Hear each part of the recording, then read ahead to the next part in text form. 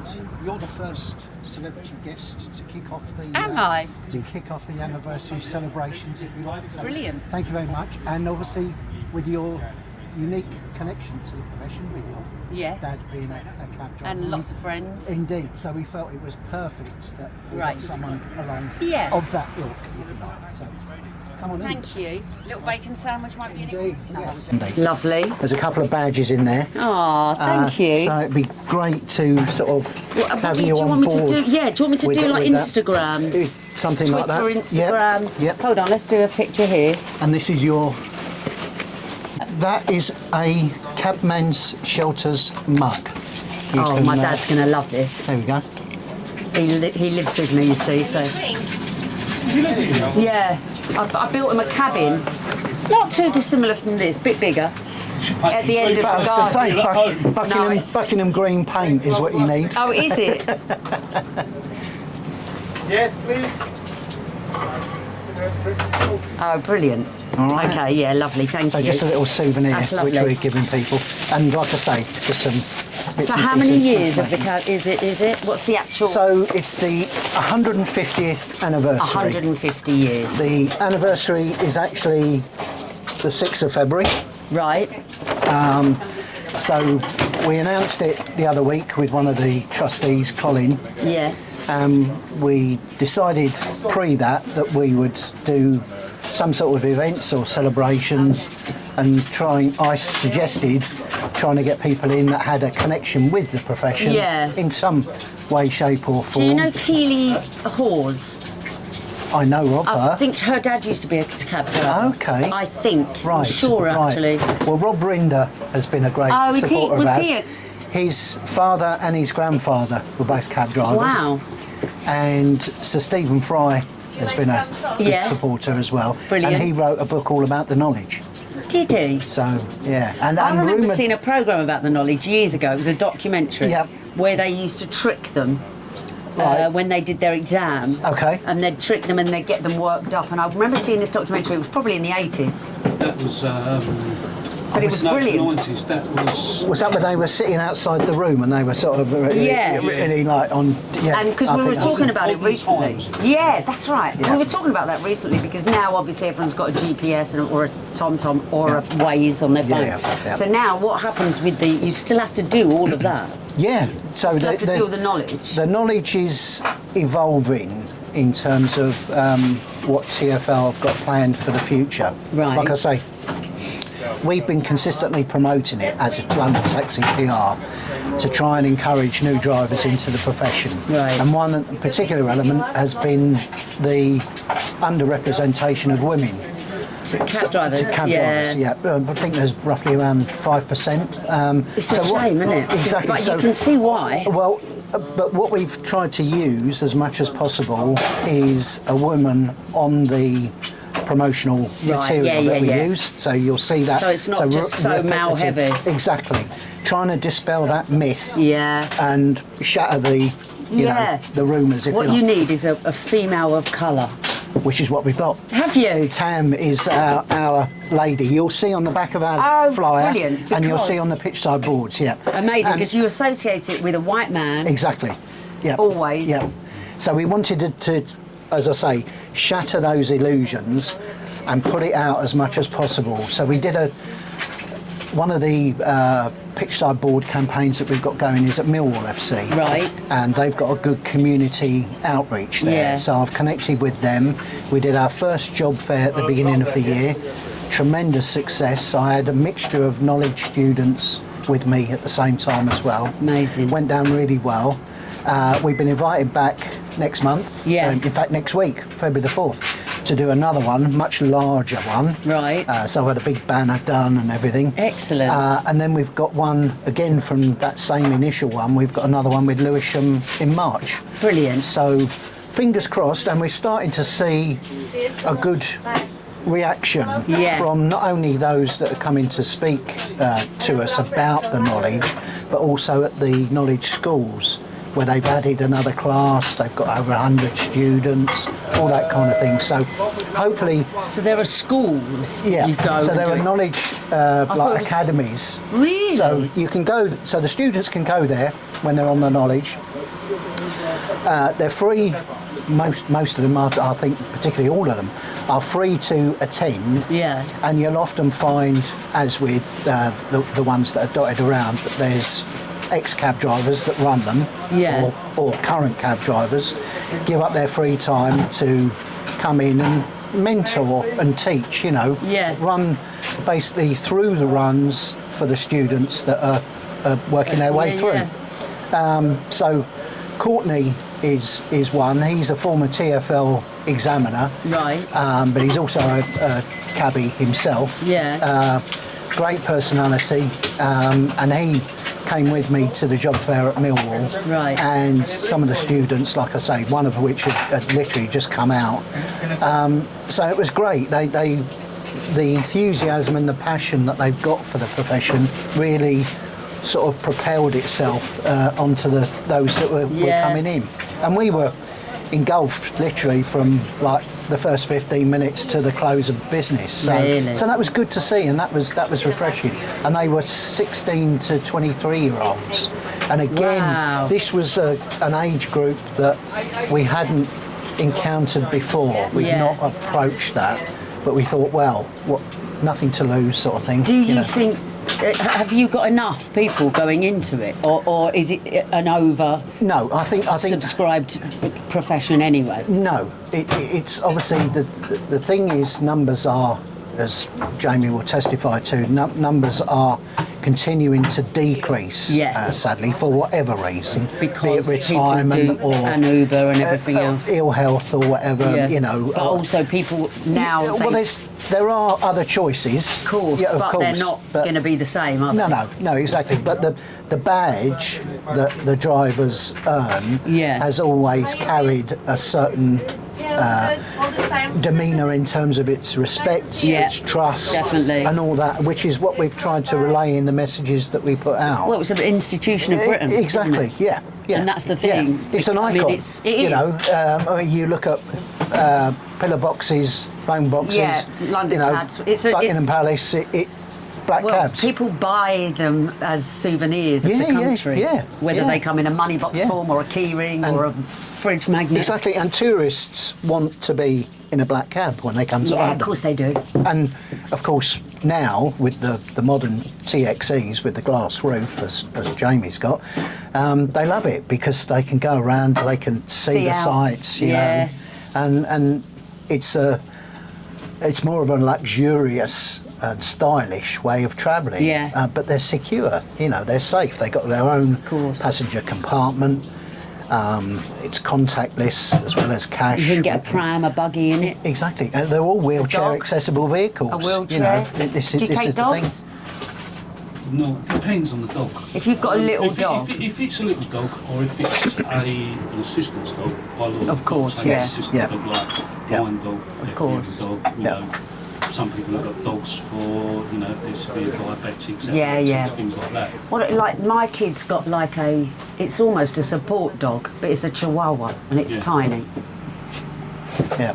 He sleeps with it, so it's like that. It's an autism kind of. Yeah. But you wouldn't know that because you wouldn't know he was autistic. You wouldn't go, oh, you'd have to explain that, I suppose, in a cab. Yeah. But then it'd be in a handbag, really. People shouldn't have to explain it. No, because exactly. As soon as they say it's a support dog, that's it. Yeah. You shouldn't have to explain your disability. No, of course. You shouldn't have to explain you're disabled. No, of course. If someone asks you're disabled, they shouldn't say, what is your disability? It should just be... Yeah, of course. Yeah. But that's, we have to learn that. We have to relearn that because that's something that's of these times. Yes, indeed. Time's gone past. Yeah. And the problem with the numbers in the cab trade is, people like your dad retiring. Yeah. I think he retired when he started, to be fair. Well, he didn't. He just retired when he started driving you round everywhere. He never drove me round everywhere. He always worked nights. Right. But he would work until he had enough to pay for the mortgage and he never, he didn't love it. Yeah. He hated it. He always said he hated it, but he had a massive respect for the whole profession. Yeah. But he personally didn't like driving. Right. But now He stays involved, doesn't he? He loves it. Now he's really proud of it, and also he'll go out particularly for a drive in his old Beamer. Yeah. He'll go out for a drive, which I don't understand. I wouldn't go out for a drive. It's really hard. But it's weird, isn't it? When you've done it for a living for so long, to then just not drive. I know, it's true. Really hard. But also that was his time thing, so he would drive through the night and sleep in the day. And so it took him ages to get out of that and try and wake up in the morning. Yeah. Because he's always on the Facebook groups. Yeah, countless time he chips in with a comment or whatever, which has been great, you know. Yeah. So, yeah, he does. He loves it. He has a lot of respect for everybody that does it. And I do. I mean, I remember talking to JP about it, Freddie Kent's son, and he talked about his.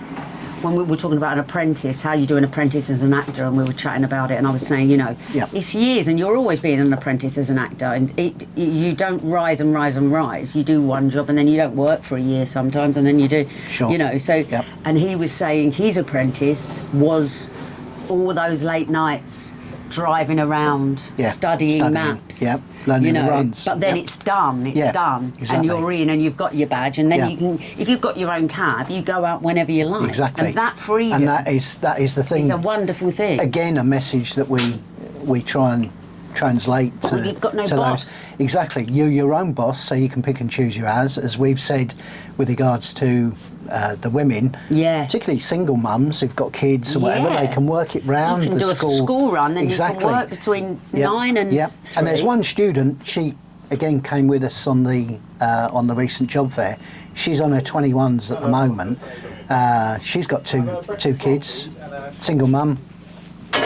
She did it basically because her ex-partner had said, I'm going to do it. Anyway, they split up, and she went, I'm going to do it. You know what? I'm going to do it. She did it better, quicker than him. So she did. Yeah, he's not done it, but hasn't he? And she's nearly there. How long does that take, that process? So it can take, I'm sure Jamie will testify, it can take from 18 months, 2 years, 2 years to 4 years. It's quite interesting, because British Airways just announced, last year they announced a new pilot training programme. Right. And if you apply and you're successful, within 2 years you will qualify as a first officer to fly passenger jets. Wow. To become a London taxi driver will take you between 2 and 4 years. But then taxi drivers don't earn the same as ever. But I bet they could if they worked all the hours. There's only so many hours in a day. Yeah, exactly. Really? Yeah. If a taxi driver did like an on-set actor's hours, which is a 14-hour day. Right. So 6 in the morning. What, 6 in the morning to 8 at night? It's quiet at the moment. Is it? Yeah. Kipper season. Because no one's out and about. Yeah. It's that first month after in Christmas. December, if you were to go, right, I'm just going to nail the whole of December and bank, you could, what is that like? Is it like double what you'd earn in January? You can double it, You can double it. Especially as a lot of drivers are doing the taxi tour with the Christmas lights. Yeah. So again, that's an added sort of. And then I suppose every time there's a holiday, like half term and Easter, and you've got tourists, then it's worth it, surely. Yeah. But then you want to go on holiday with your own family. Of course, yeah. But I always think the idea of going, oh, do you know what? I've got 4 hours in the day that I've got nothing to do. I'd love to have a badge and get in a cab and go and do that for 4 hours and see what you can do in 4 hours. Because I always think some taxi drivers must be like all right and not bothered, because I used to come out of my theatre in Stratford where we earned nothing because it was equity minimum doing the play. This was all last year, well, 3 months of last year, and I'd come out and go to the taxi rank to go from Stratford to Crouch End, and they wouldn't take me. Really? Oh, really? Yeah. Why? And I used to think they must be really all right. Yeah. From Stratford, you're talking that's 50. It's 45 quid. Probably. And they're mostly suburban drivers. Yeah, exactly, yeah. But they would want to stay in the area, I think, or they would live. Do one job after Yeah. Whereas if you'd have gone to central London, but then you'd have gone to Crouch. On the rank, with the Winnell you've gone. Yeah, that's what I'd have just to get thought. away from Stratford. Well, I thought, well, what's so awful about Stratford? Crouch End's lovely. What are you doing? And also, if you go to Crouch End, you're bound to pick someone up on the street. Of course, yeah, exactly. Tamsin, have you got any memories of being driven around? Oh, yeah. I've got loads of memories. Basically, before you had to wear a seatbelt, I remember being in the back of a cab, and I remember people would have, like in our family, would have children, and I remember a Moses basket being on the back of the cab without a seatbelt in, no child's seat, because it was the 70s, really. Sure. I was born in 70, so I remember between 70 and 80, like that part of my childhood, I remember kind of always been in the back of the cab and always all flying around, you know? And that I thought was like, it was mayhem, really. Yeah. But then as you got older and older, then like the introduction of seatbelts and all of that came about. And then I remember, really, my dad would be that person that would, at the football, take everyone home. Right. So you'd drop everyone off. Yeah. And a couple of times, I mean, my mum was really the school-run person, but a couple of times, you know, your dad picking you up in the cab, people thinking that you were rich because you were getting a cab home, and you'd be like, no, it's my dad. Yeah. That's my dad. Yeah. So I always remember that, people thinking, God, they can afford a black cab. Yeah. We had a kid at school whose dad always used to come and pick him up as well, and he was always talking about where they'd been away on holiday, and we were thinking, crikey, you know. And the special treat that we had as a family at Christmas was my mum getting us a black cab to go up to Oxford Street and go to Selfridges, see Santa. That is a treat, though, isn't it? And that was around similar times. And then I do remember one of the things about a black cab that really sticks in my mind was when I was dancing in a dance group, and we used to dance in clubs and all different things, like a really good dance group. And I just left college. Oh no, I was 28, and I'd been to a rehearsal where we were rehearsing our dance. And as I came out, I had a pager, and it said call your agent, and I'd auditioned for EastEnders a couple of weeks before, and it said call your agent, and I just forgot about it. And I called my agent, and he said I went down to Tottenham Court Road Station and went onto a payphone, and I put my money in, and the money ran out, and he said, you need to call the producer, they want to speak to you. And I thought they were going to say, so sorry, it didn't work out. I knew it was between me and someone else. Yeah. And so he sent me the number on my pager, and I had to go and find the change and then go back, and I had enough change to call the producer, and I called the producer, and it was like a three-way call with the casting director, the producer and me, and I'm standing at Tottenham Court Road Station, and he said, are you ready for your life to change? And I said, what? And he said, we'd like to offer you the role of Mel. And I was like, oh my God. But it was a 3-month contract, so in my head it was just another acting job. Yep. And I remember I wanted to go and tell my best friend who was in Islington on Mildmay Park, and I was at Tottenham Court Road. And I remember putting the phone down, and I hadn't told anyone. He said, you're not allowed to tell anyone until we do the press launch. Right. And that was going to be in a week's time. And I thought, I've got to tell my best mate. And he was literally about a probably 15-minute bus ride, and I always used to get the 73 bus down to his.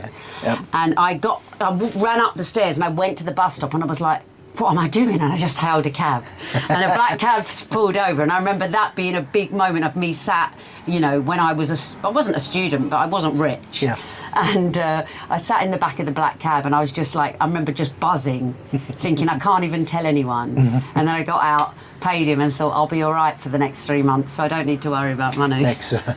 And that was a big big memory, a black cab memory. They make you keep it very serious. I did EastEnders 2002, Billy and Little Mo's wedding. Did you? We filmed it in September 2002. Yeah. And couldn't tell anybody until it was aired, because it was all a big secret. Yeah, of course. On Christmas Day. Yeah, they don't want any of the supporting artists, any of the extras or anyone to... And did they make you sign an NDA or something? Yeah. Or was it all word of mouth? It was supposed to have been an actor turned up to do the part of it was supposed to have been 3 white taxis, and one of them, the driver, was supposed to go up and knock on the door for Gary, because he disappeared during it. And the actor didn't turn up, so in the end they looked back at the recording to see whose face hadn't been seen, and it was mine. So you played the part. Yeah, brilliant. They're very union orientated, didn't they? You had an equity card and things like that. Oh yeah, there's so many insurance things. And I'll probably qualify for it. I'm not really into acting. I'm too shy to be an actor. So it's funny because I've actually met a couple of black cab drivers who do a bit of acting? There's quite a lot of. Yeah. Are there? There's a few. Are they do a lot of extra work supporting acts, like the supporting artist role? Yeah, Grant does quite a lot. Yes, he does. Yeah. Yeah. Yeah, there's quite a few. And then- there's quite a few in Eastenders. Yeah, well, Yeah. I remember being in it, and the same taxi driver would always come back, and I'd be like, he's driving me in, he's driving me back. It's like there's only one cab driver in the whole of Walford. But yeah, But I remember. it wasn't something that you ever thought of becoming yourself? When you were No, really young? I always thought it was a cushy job. I always thought whoever, because there is there's a classic thing with black cab drivers, isn't there, that they all moan about their job, and that's what they all talk about. That everyone moans about the traffic, everyone moans about things. Sometimes they don't want to take you south of the river, and there's running things with black cab drivers. But I always remember thinking, but really, I mean, in those days, you don't know how lucky you are, No, because exactly. you've got you're your own boss. You go when you want. No one's telling you what time to be in. Yep. And also, you meet an awful lot of people. Yep. And when you want to, if you see a shop that you need to go in, you can pull your cab over and go shopping. You can eat where you like. You can go in the bus lanes. I always thought it was a really decent, lovely job. So, you know, it might have been something I'd have done if... I think the 2 to 4 years... I'd have been a bit impatient. I'd probably tried to squeeze it into 18 months. I did it in 21. In 21 months. Did you? But that was back in, I got my badge in 91. Okay.